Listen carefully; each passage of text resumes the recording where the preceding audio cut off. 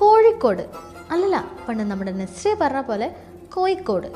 എന്താ ലൈഫല്ലേ, ഒരു പ്രാവശ്യം വന്നാൽ പിന്നെ ഇവിടുന്ന് പോവാൻ തോന്നൂല. അതാണ് നമ്മുടെ കോഴിക്കോടിൻ്റെ വൈബ്. ഇവിടെ ഇല്ലാത്തതായിട്ട് ഒന്നുമില്ല.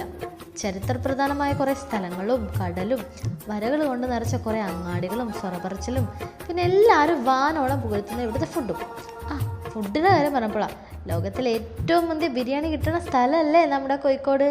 ഹൈറ്. ഫുഡിന് മാത്രമല്ല, പൊരി വെയിലത്തൊന്ന് തണൽ കൊള്ളാനും നീശം ഒന്ന് ശൃംഗരിക്കാനും നമ്മുടെ സ്ഥലമുണ്ട്.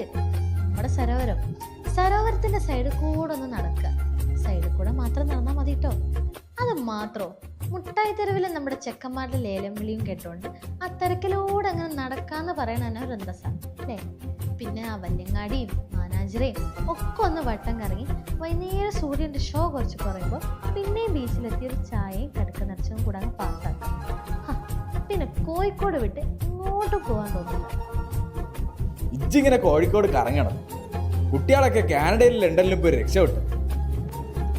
ഇതാപ്പോ വലിയ കഥ. അതിനും നമ്മുടെ കോഴിക്കോട് തന്നെയല്ലേ ബെസ്റ്റ്. 16 വർഷത്തെ ഏജൻസി എക്സ്പീരിയൻസ് ഉള്ള ആഡോസ് ഒരു അക്കാഡമി തുടങ്ങിയിട്ടില്ലേ. ഒരു 6 മാസം കൂടി കോഴിക്കോടിലെ വൈബ് അടിച്ച് പഠിച്ചൂടെ, ലൈഫ് സെറ്റല്ലേ.